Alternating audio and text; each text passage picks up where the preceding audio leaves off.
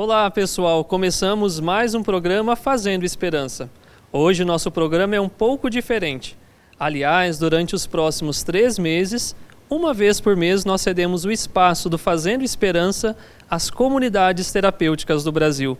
Queremos com isso fortalecer os laços entre as entidades que trabalham dia a dia para resgatar os jovens da dependência química.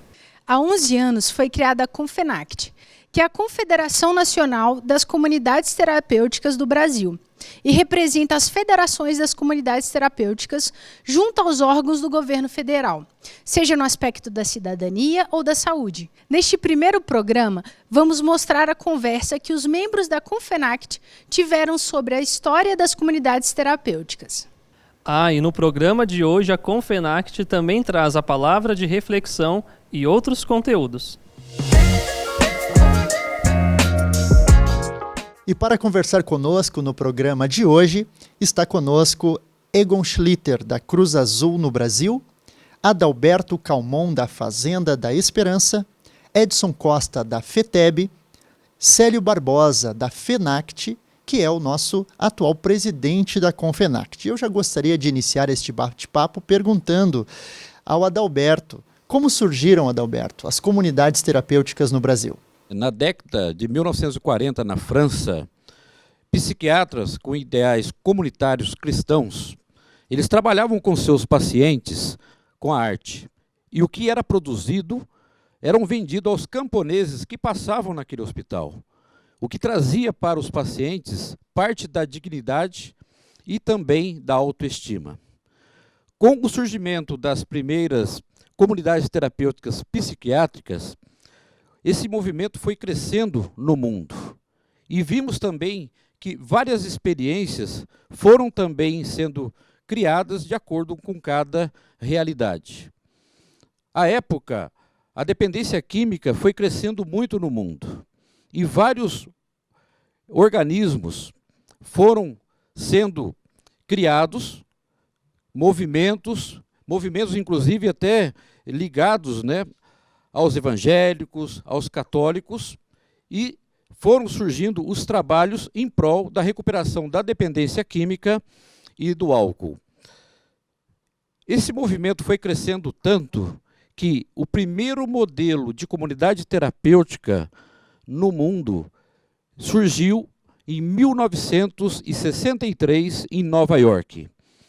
E foi crescendo mais ainda os problemas no Brasil com relação à dependência química, e como os movimentos já estavam se organizando, a primeira comunidade terapêutica foi criada em Goiânia, em 1968, com a missionária Ana Maria Brasil, com o movimento Jovens Livres.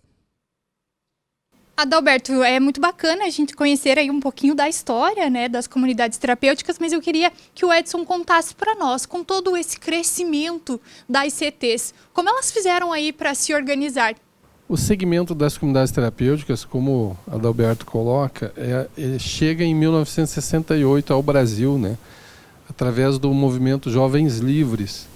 E de 1968 até 78, o movimento evangélico ele funda 10 comunidades terapêuticas em diversos estados. Rio de Janeiro, Brasília. E esse movimento evangélico ele é influenciado muito por David Wilkerson, que já fazia um trabalho em Nova York, então inspirado nesse modelo de acolhimento de dependentes químicos. Esses primeiros 10 anos é marcado por essa influência.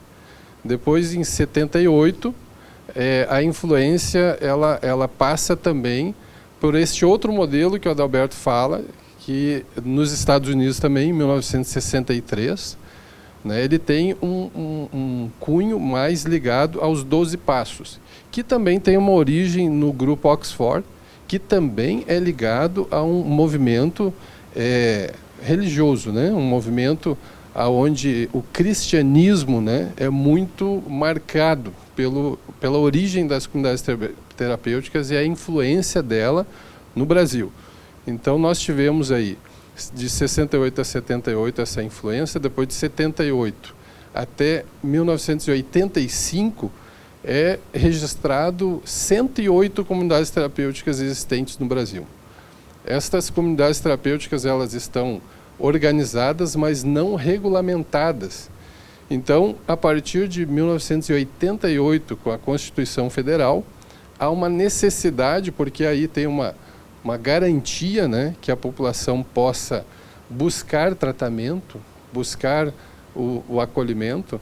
E a Constituição, então, ela traz a necessidade da regulamentação dos serviços de tratamento para dependentes químicos.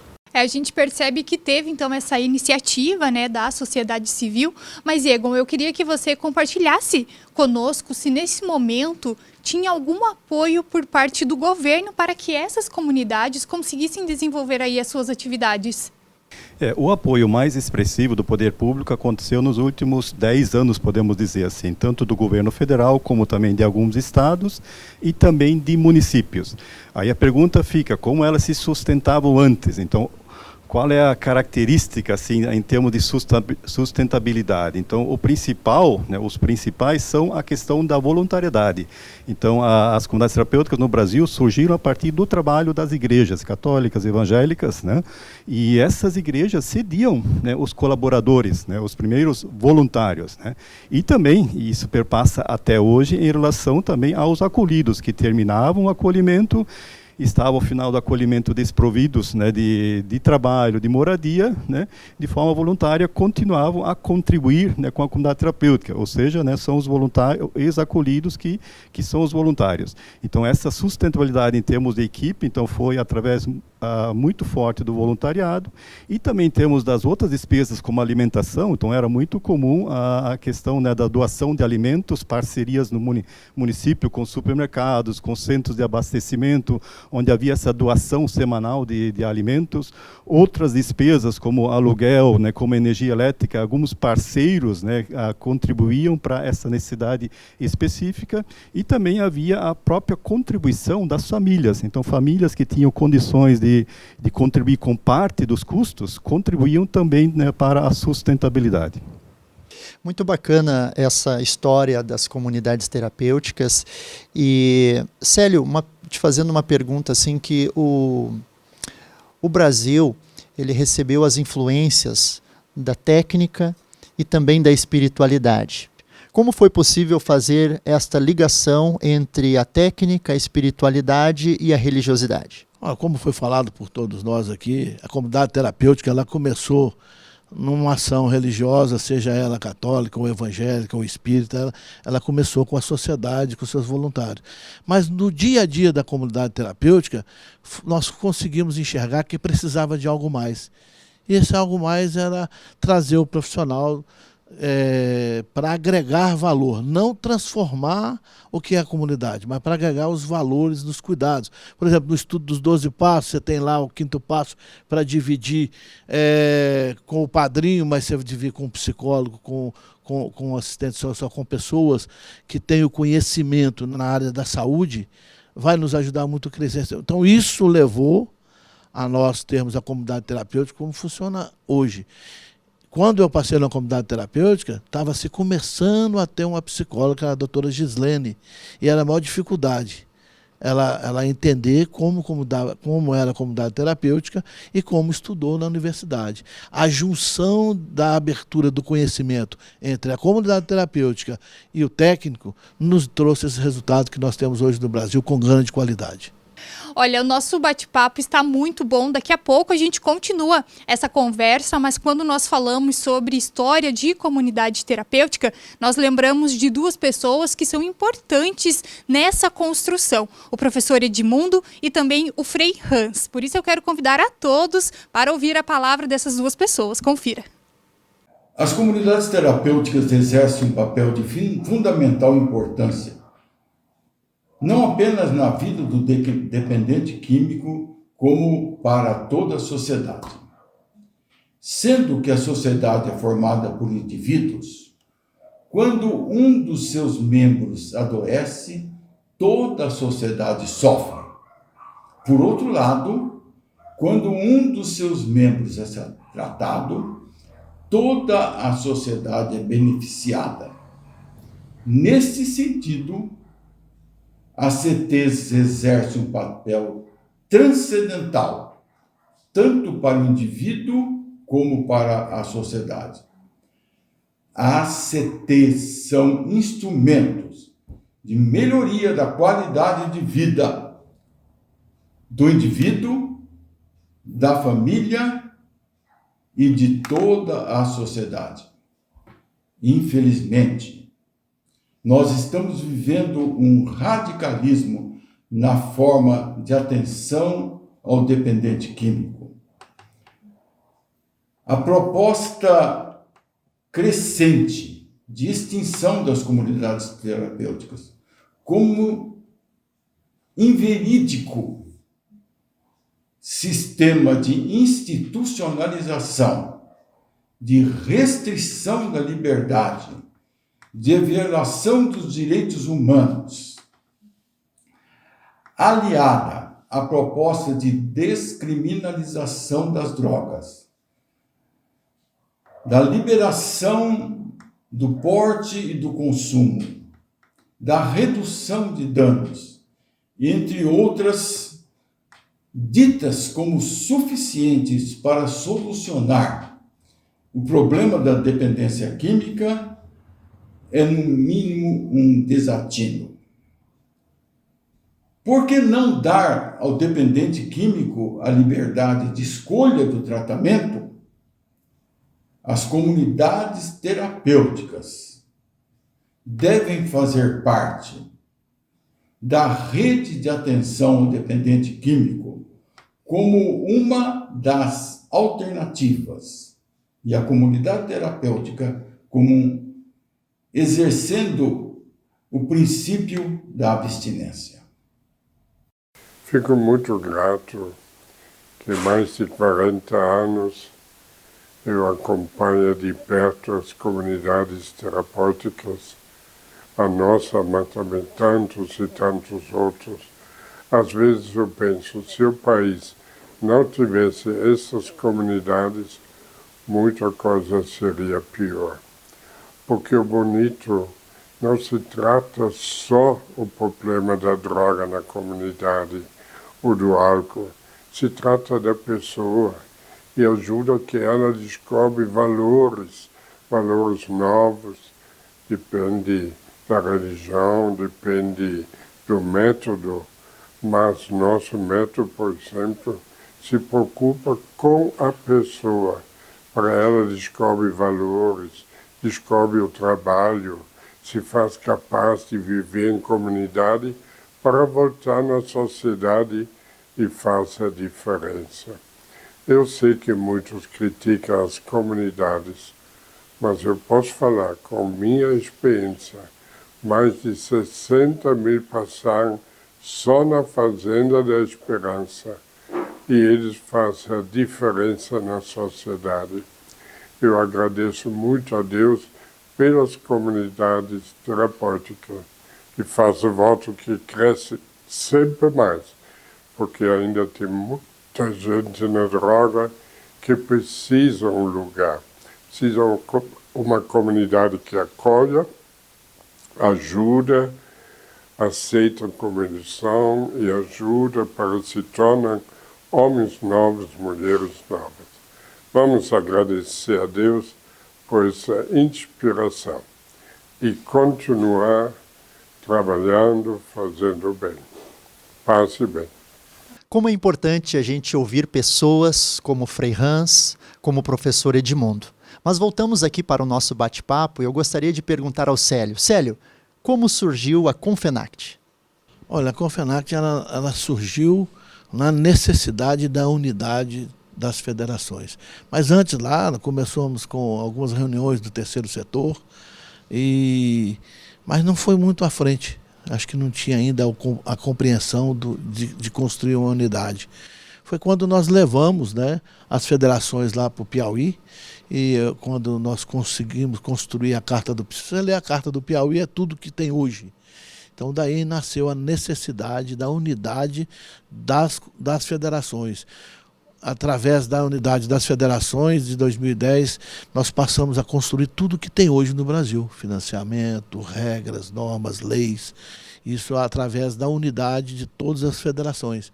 Então, assim, a CONFENACT ela foi gerada, ela foi germinada, ela foi construída e nasceu ou seja, para construir a política pública representando as federações e as comunidades terapêuticas. Adalberto, e hoje na prática, como funciona essa atuação da CONFENACT aqui no Brasil? Olha, a CONFENACT tem um papel muito importante hoje no cenário das comunidades terapêuticas no Brasil. A CONFENACT hoje congrega as federações. Ela ajuda na interlocução com o governo federal. E ela faz um trabalho importante, por quê? Porque ela fortalece as federações, que as federações levam todas as informações às comunidades terapêuticas. Hoje temos mais de 2.000 comunidades terapêuticas no Brasil, temos mais de 10 federações organizadas também no Brasil, nos estados, organizadas a nível nacional e todas concentradas com a Confederação Nacional, que faz essa interlocução com o governo federal, buscando apoio, buscando alternativas para que possam chegar mais benefícios e incentivos e fortalecer mais esse serviço tão grande e tão importante no Brasil, que é a recuperação da dependência química. Esse apoio às comunidades terapêuticas feito pela CONFENACT é muito importante. E eu pergunto ao Egon, em se tratando das comunidades terapêuticas no Brasil, qual a perspectiva de futuro desse segmento? Quando falamos em futuro, né, já é um desafio. Então, o que eu vejo em relação às comunidades terapêuticas, o desafio delas, que também está, de uma certa forma, presente hoje, é o desafio da sustentabilidade e o desafio, né, das equipes, né, de terem equipes qualificadas, né, e que também, né, se identificam, né, ao modelo comunidade terapêutica. Voltando à questão da sustentabilidade, o grande desafio que há em termos de futuro é a questão da dependência, né, de recursos públicos, né, tanto da parceria com o governo federal, como nos estados, como nos municípios. Como essa política financiada através da política de governos que mudam a cada 4 anos, então gera essa instabilidade da possibilidade de renovação ou não, ou de atrasos. Então, isso o que remete isso? A busca de alternativas de sustentabilidade. Então, a comunidade terapêutica precisa diversificar, seja através da produção de produtos próprios para venda, para prestação de serviços, como também a fomentar, né, e também conscientizar, né, a sociedade que o tratamento de dependência química tem custo, onde que as famílias que têm condições, né, elas podem contribuir com parte desse custo. E também fomentar as pequenas doações, né, as pequenas doações de muitos contribuintes, muitos apoiadores. Então, são alternativas que estão aí, né, que precisam ser buscadas. E também em relação à equipe, nós precisamos formar os nossos futuros responsáveis técnicos para que eles, né, adiante, né, deem continuidade a esse trabalho. Então, pessoas nossas que passaram para o acolhimento, passaram pelo trabalho voluntário, passaram pelo trabalho de monitor, que futuramente vão ser os nossos psicólogos, nossos assistentes sociais, os nossos psicólogos, né, e responsáveis técnicos, né? Então, a formação de equipe ela é primordial também ao lado da sustentabilidade. Muito bom. Nós falamos aqui também sobre a CONFENACT. E, Edson, eu queria que você contasse para nós hoje onde a CONFENACT quer chegar. Bom, a CONFENACT ela precisa, né, direcionar seus esforços para que a política pública para as comunidades terapêuticas sejam, de fato, política de Estado e não apenas uma política de um governo que está passando por aquele momento, né, por um mandato.